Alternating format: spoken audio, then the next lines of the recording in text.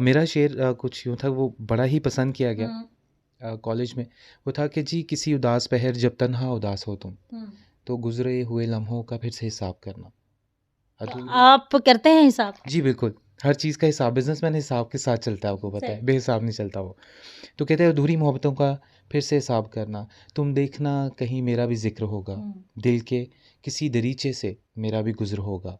लेकिन फिर भी कभी तुम्हें लगे कि तन्हा उदास हो तुम, तो ये जान लेना तेरे पास हैं हम और मेरे पास हो तुम किसी उदास पे। वालेकुम, इस्लामाबाद पॉइंट के साथ मैं हूं आप लोगों की मेज़बान इकरा लियाकत।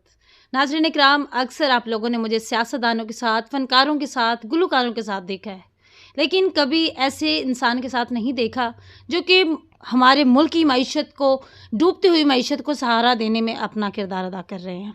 इसको हम लोग कहते हैं बिज़नेस कम्युनिटी। बिज़नेस कम्युनिटी में कुछ लोग ऐसे हैं जो बिज़नेस के साथ साथ मुख्तलिफ मशागल भी रखते हैं, जैसे कैलीग्राफी है, अदब से शौक़ रखते हैं, गुलकारी भी करते हैं, फ़नकारी भी करते हैं। लेकिन आज जिस शख्सियत के साथ मैं मौजूद हूँ, वो शख्सियत अपने आप में एक शख्सियत है। अगर हम उनकी ममासलत की बात करते हैं तो हमसाया मुल्क के नामवर अदाकार जॉन अब्राहम से मिलते हैं, और कितनी दफ़ा उनको जो है इसकी अदाकारी की ऑफ़र हो चुकी है। मेरे साथ मौजूद हैं आसिफ शकूर, जो कि बिज़नेस कम्युनिटी से ताल्लुक़ रखते हैं, लेकिन इसके साथ साथ और भी मशागल में मशगूल रहते हैं। तो आइए इनसे बात करते हैं और आज इनसे जानेंगे इनकी ज़िंदगी के राज जो इन्होंने कभी नहीं बताए। अस्सलाम वालेकुम जी। जी वालेकुम सलाम। कैसे हैं आप? आई एम गुड, आप कैसी हैं? खैरियत से? अल्हम्दुलिल्लाह। सबसे पहला मेरा आपसे आसिफ साहब ये सवाल है कि आप जॉन अब्राहम से मिलते हैं, क्या कभी आपको भी ऑफ़र हुई है? फैशन इंडस्ट्री में कुछ काम तो किया है, मॉडलिंग का मिला चांस किया, लेकिन मुझे कुछ समझ नहीं आई, तो वो फिर मैंने उसको क्विट कर दिया। मॉडलिंग के अलावा एक्टिंग में भी ऑफ कोर्स आप माशाल्लाह पर्सनैलिटी सेम है आपकी। Thank you very much. नहीं, ऐसा अभी कोई प्लान नहीं है। ऑफ़र्स आती हैं लेकिन नहीं, बिल्कुल भी नहीं। बिज़नेस को अभी फ़ोकस कर रहा हूँ मैं कि सिर्फ बिज़नेस को उसको स्टेबल किया जाए, क्योंकि उसके साथ बहुत से ऐसे लोग हैं जिनका रिस्क लगा हुआ है। अच्छा, ये बताइएगा कि आप बिज़नेस क्या करते हैं? मेरा बेसिकली बिज़नेस रियल एस्टेट का है। We are real estate marketing company, और हमारे पास डिफरेंट प्रोजेक्ट्स हैं पाकिस्तान में और दुबई एज़ वेल। तो पाकिस्तान में भी डिफरेंट ऑप्शंस हैं आपके पास। आपको पता है कि कुछ प्लॉट्स इंस्टॉलमेंट पे मिलते हैं, कुछ कैश पे मिलते हैं। इसी तरह same situations in Dubai, so we have options for our clients in Dubai as well. Asif sahab, सवाल ये है कि आपने फैशन इंडस्ट्री को ज्वाइन किया लेकिन समझ में नहीं आया तो छोड़ दिया। क्या आप जो बिज़नेस कर रहे हैं ये आपका जो है आबाओ अजदाद का बिज़नेस है, विरासत में मिला है, या आपने पहले जॉब से स्टार्ट किया देन आपने क्विट किया बिज़नेस में? वेल नहीं, बिज़नेस में हमारे ख़ानदान में अभी कोई ऐसा नहीं था कि जो रियल एस्टेट सेक्टर को देख रहा हो। तो मैं अपने ख़ानदान में सबसे पहले मैं ही हूँ। Yes exactly, as you can say कि फ़र्द वाहिद मैं ही हूँ, और जो कि रियल एस्टेट में आया और इस तरह काम कर रहा है।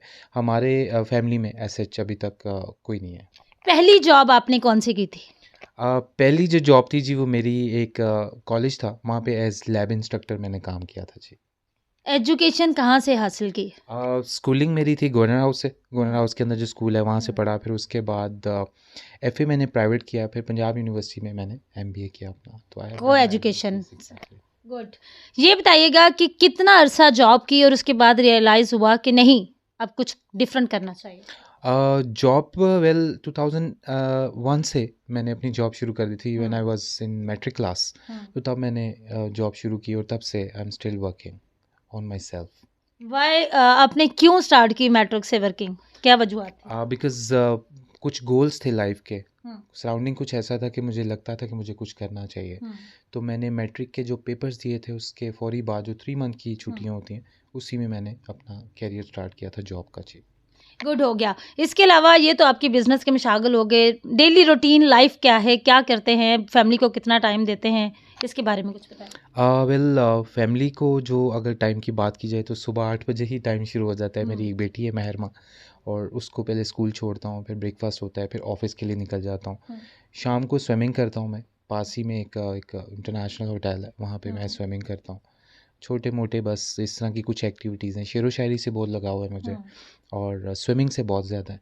तो ये कुछ एक्टिविटीज़ हैं मेरी। आपने शेरो शायरी का जिक्र किया, तो आपको कौन सा शायर पसंद है या खुद से लिखते हैं? खुद से मैंने अपनी स्टूडेंट लाइफ में एक शेर लिखा था। वो मैं चाहूँगा कि अगर आप जी मुझे बिल्कुल बिल्कुल। इजाज़त दें। जी बिल्कुल। मेरा शेर कुछ यूँ था, वो बड़ा ही पसंद किया गया कॉलेज में। वो था कि जी, किसी उदास पहर जब तन्हा उदास हो तुम, तो गुज़रे हुए लम्हों का फिर से हिसाब करना।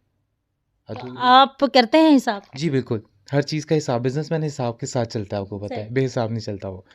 तो कहते हैं अधूरी मोहब्बतों का फिर से हिसाब करना, तुम देखना कहीं मेरा भी ज़िक्र होगा, दिल के किसी दरीचे से मेरा भी गुज़र होगा।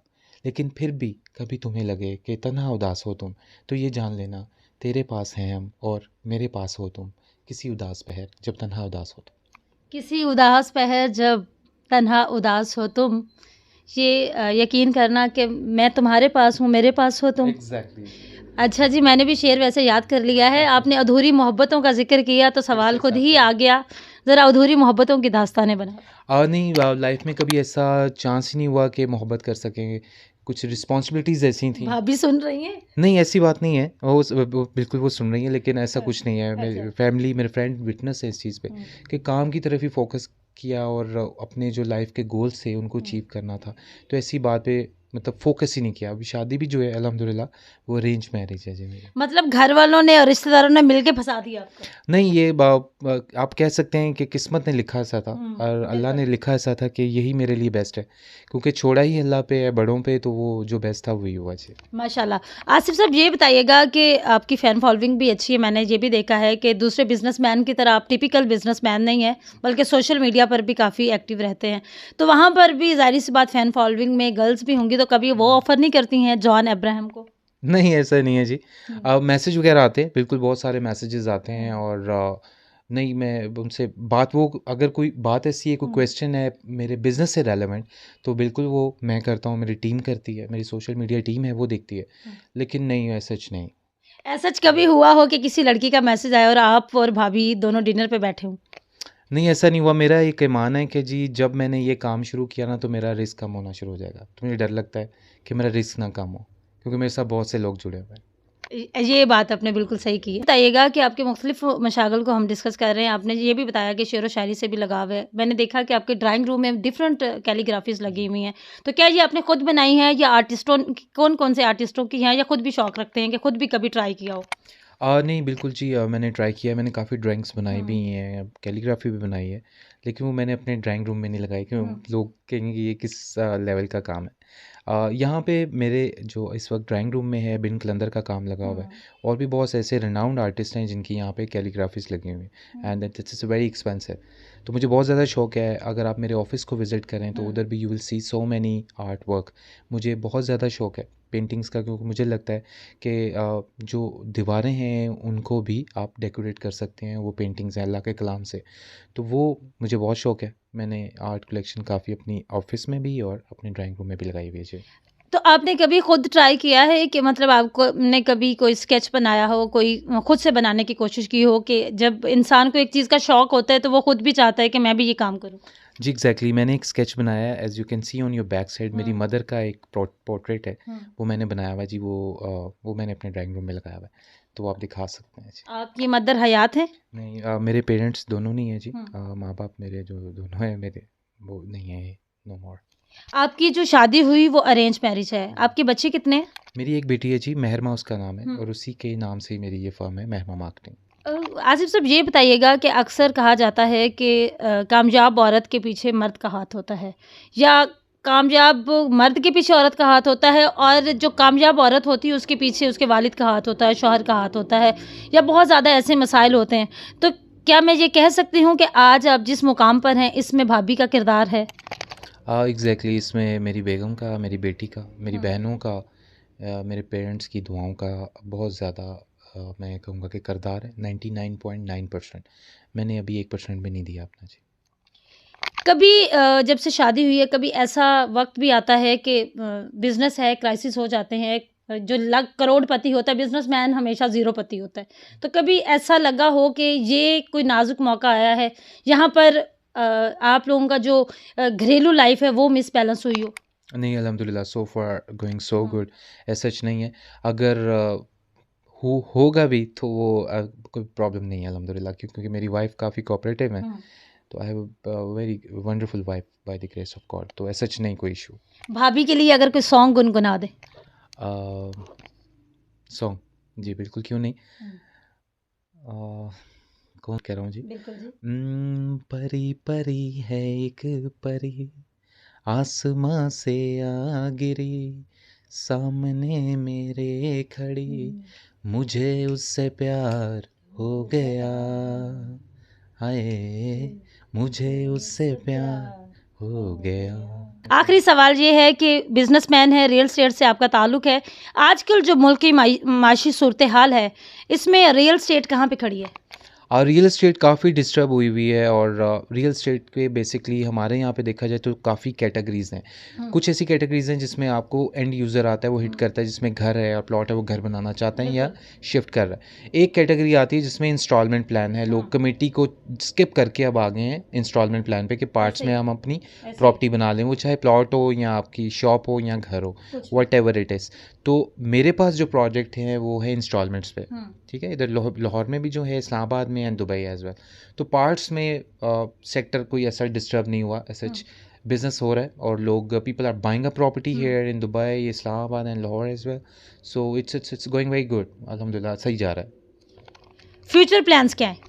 फ्यूचर प्लान ये है कि जी अभी रिसेंटली मैं ऑफिस अपना दुबई में एक सेटअप बनाया अल्हम्दुलिल्लाह बिजनेस बे में। फ्यूचर प्लान इसके बाद है लंदन में मैं अपना ऑफिस बनाने जा रहा हूँ। दिसंबर में मेरा प्लान है जी, मैं लंदन का वहाँ पे एक विज़िट लूँ, और वहाँ पे जो पुराने घर हैं उनको रेनोवेट करके उनको सेल किया जाए। तो ये मेरा प्लान है। So this is my future plan. आखिर में कुछ कहना चाहेंगे? आखिर में यही कहना चाहूँगा ji, thank you very much for all of you. आपकी टीम का, कैमरामैन का बहुत शुक्रिया, आपका बहुत शुक्रिया। आप स्पेशली इस्लामाबाद से आए मेरा इंटरव्यू करने। आपको अल्लाह ताला सलामत रखे, आपके चैनल को अल्लाह ताला बेपनाह बरकत दे, और you are a very very intelligent host माशाल्लाह। आई एम वेरी इम्प्रेस्ड, और मेरी बेस्ट विशेज़, मेरी फैमिली की तरफ से बेस्ट विशेज़ हैं आपके लिए जी। थैंक यू, जज़ाकल्लाह। थैंक यू वेरी मच जी नाज़रीन इकराम, आप मिले आसिफ शकूर से, मुमासलत रखते हैं जॉन अब्राहम से। आज मैंने इनसे बिज़नेस की बातें नहीं की हैं। जो भी इनका इंटरव्यू करने आता है वो उनसे बिज़नेस के हवाले से बात करता है, कितने पैसे कमाए, आप हमें कितने पैसे देंगे, फ़लाँ को कितनी तनख्वाह देते हैं। एक इंसान का अंदर भी एक छुपी हुई शख्सियत होती है, तो मैंने कोशिश की है कि आसिफ शकूर साहब की जिस शख्सियत से आप वाकिफ़ नहीं हैं, भाभी वाकफ़ियत नहीं रखती हैं, उस शख्सियत को बाहर लाने की कोशिश की है। आप लोगों को मेरा ये प्रोग्राम कैसा लगा, अपनी आरा से ज़रूर आगाह कीजिएगा। मुझे दें इजाज़त, अल्लाह निगहबान।